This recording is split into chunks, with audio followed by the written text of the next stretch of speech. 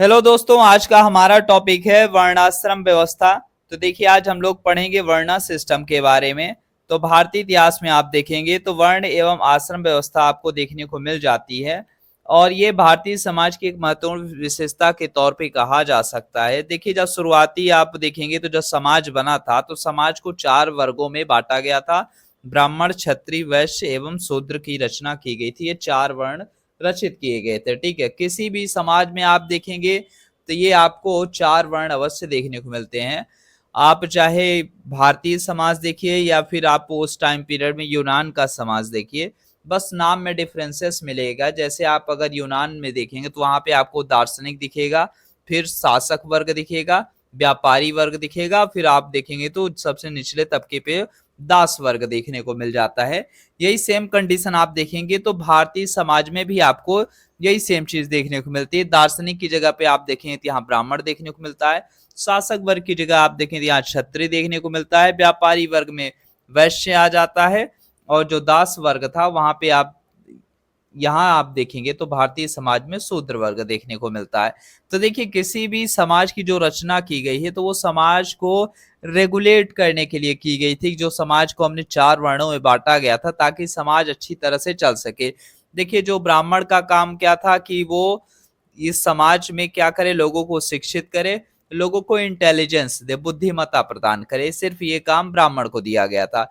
वहीं आप देखेंगे जो क्षत्रिय था उसे दिया गया था समाज को सेफ और सिक्योर कैसे रखा जाए, तो इसके लिए उन्होंने क्षत्रियों को बनाया गया। ठीक है, ये समाज द्वारा सारी चीजें रचित की गई थी ताकि समाज सही से चलता रहे। ठीक है ना। अब देखिए, जो सबसे प्राचीनतम वेद है वो ऋग्वेद है और ऋग्वेद के आप देखेंगे तो 10वां मंडल में आप देखेंगे तो पुरुष सूक्त में आपको ये चारों वर्णों का उल्लेख मिल जाता है। और जबकि आप देखें तो जो ऋग्वेद है वो सबसे प्राचीन वेद है, लेकिन जो ऋग्वेद का 10वां मंडल है वो बाद में जोड़ा गया। मतलब पहले नहीं था, फिर इसे बाद में जोड़ा गया। मतलब अपनी सहूलियत के अनुसार इसे बाद में जोड़ दिया गया। खास बात ये आपको देखने को मिलती है साथियों। तो याद रखना है, तो ऋग्वेद के 10वां मंडल सबसे बाद में जोड़ा गया है। ठीक है, क्योंकि जो बना था उस टाइम पीरियड में आप देखें 10वां मंडल नहीं था, फिर बाद में जोड़ा गया।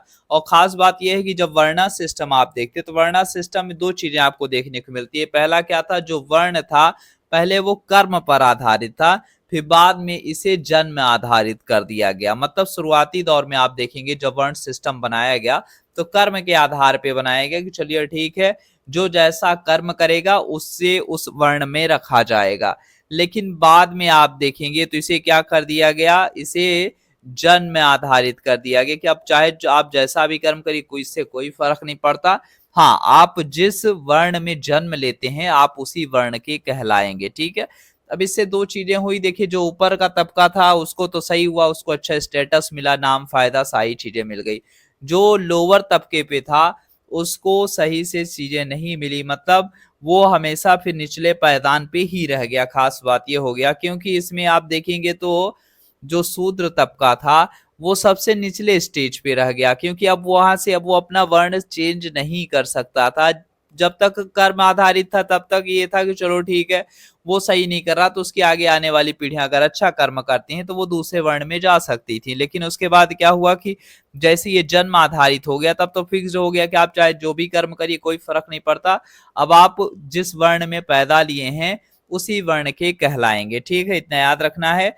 नेक्स्ट अगर हम बात करते हैं साथियों तो एक चीज और आपको याद रखना है कि जो आप देखेंगे तो इसमें जो 4 वर्ण बनाए गए थे तो सभी वर्ण के अपने अपने काम डिसाइडेड किए गए थे। और किसी भी समाज में आप देखेंगे ना तो समाज को सही तरीके से अगर चलाना है तो ये तबका चाहिए चाहिए। अगर आज के टाइम पीरियड में अगर हम कंपैरिजन करें तो वर्ण सिस्टम में, तो आप देखेंगे तो आज भी जो इंटेलेक्चुअल है ना, जो भी नॉलेज है, जो भी टीचिंग का काम कर रहे हैं, जो भी लोग को है ना क्या कर रहे हैं, पढ़ा लिखा रहे हैं या गाइडेंस दे रहे हैं, वो ब्राह्मण तबके में आएंगे। ठीक है, उसके बाद आप देखेंगे जो भी रूल कर रहे हैं ना, चाहे वो नेता मंत्री है ना, ये सारे लोग क्या हो जाएंगे अगर आज के कंपैरिजन में करें तो वो भी आज क्षत्रिय के समान ही हैं। ठीक है, नेक्स्ट अगर आप देखें जो ट्रेडिंग रिलेटेड एक्टिविटी में इन्वॉल्व हैं, व्यापार रिलेटेड एक्टिविटी में, तो आप कह सकते हैं कि हाँ ये वैश्य तबके में आएंगे। ठीक है, और नेक्स्ट अगर हम बात करते हैं तो जो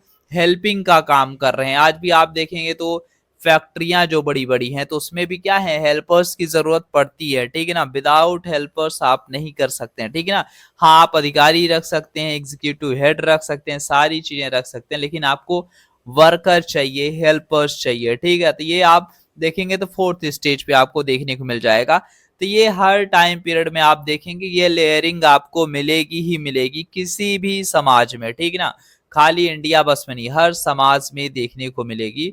तो वर्णा सिस्टम देखिए शुरुआती में तो सही था जब तक ये कर्म पर आधारित था, लेकिन जैसे ये जन्म पे आधारित हुआ तो वर्णा सिस्टम में सबसे ज्यादा जो लॉस हुआ वो हुआ साथियों चौथे पायदान पे जो शूद्र तबका था, ठीक है।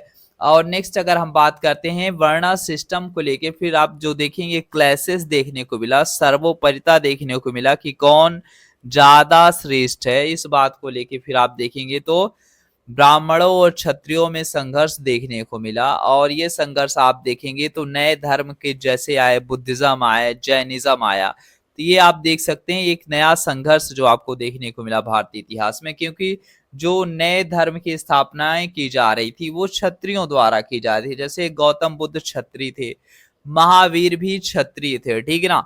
तो उन्होंने क्या किया, उन्होंने कहा कि नहीं, समता मूलक समाज बनाया जाना चाहिए। खास बात यह है, महात्मा बुद्ध का तो सेम टू सेम स्पीच यही थी कि सब लोग बराबर हैं, सारी चीजों उन्होंने समता मूलक होने की बात की महात्मा बुद्ध ने।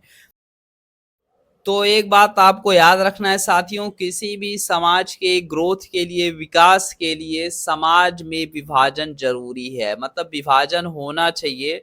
लेकिन हाँ, विभाजन का स्तर छुआछूत नहीं होना चाहिए, ठीक ना। जो अनटचेबिलिटी बाद में फैली फिर, या ऊंच नीच का जो इतना ज्यादा भेदभाव फैला, ये गलत था, ठीक ना। ये किसी भी समाज के लिए कहीं से भी उचित नहीं था। बाकी हर समाज में आपको वर्ग विभाजन देखने को मिलेगा ही मिलेगा। ऐसा नहीं कि कोई भी समाज बिना वर्ग विभाजित ग्रोथ किया हो। हर समाज, आप किसी भी समाज को उठा के देखिए, चाहे आज का समाज उठा के देखिए, या फिर आप पास्ट में जाइए, हजारों साल पहले का आप समाज उठा के देख लीजिए, या फिर आप हजारों साल बाद फ्यूचर का अगर आप देखेंगे कि हजारों साल बाद फ्यूचर कैसा होगा, उस टाइम पीरियड में भी आप देखेंगे तो समाज में आपको विभाजन देखने को मिलेगा ही मिलेगा।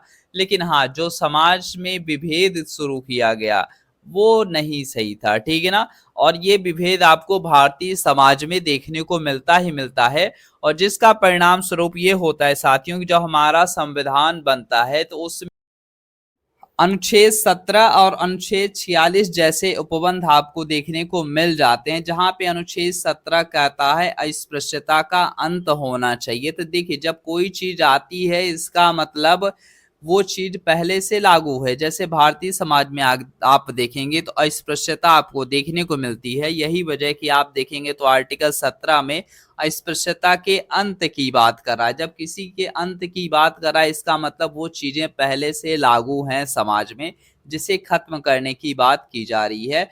और एक क्वेश्चन ये है कि क्या आज भारतीय समाज में अस्पृश्यता का पूर्ण रूप से अंत हो चुका है, ये आप बताएंगे कमेंट में।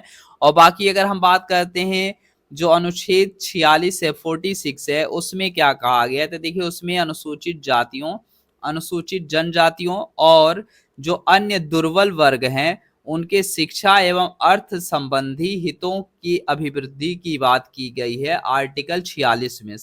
और साथ ही साथ संसद समय अनुसार कुछ नए कानून भी लेके आई, जिसमें आप देखेंगे सिविल अधिकार संरक्षण अधिनियम 1955 को लाया गया था, इसी परिप्रेक्ष्य को ध्यान में रखते हुए। और साथ ही साथ अगर आप देखेंगे तो अनुसूचित जाति और जनजातीय अत्याचार निवारण अधिनियम 1989 को भी लाया गया।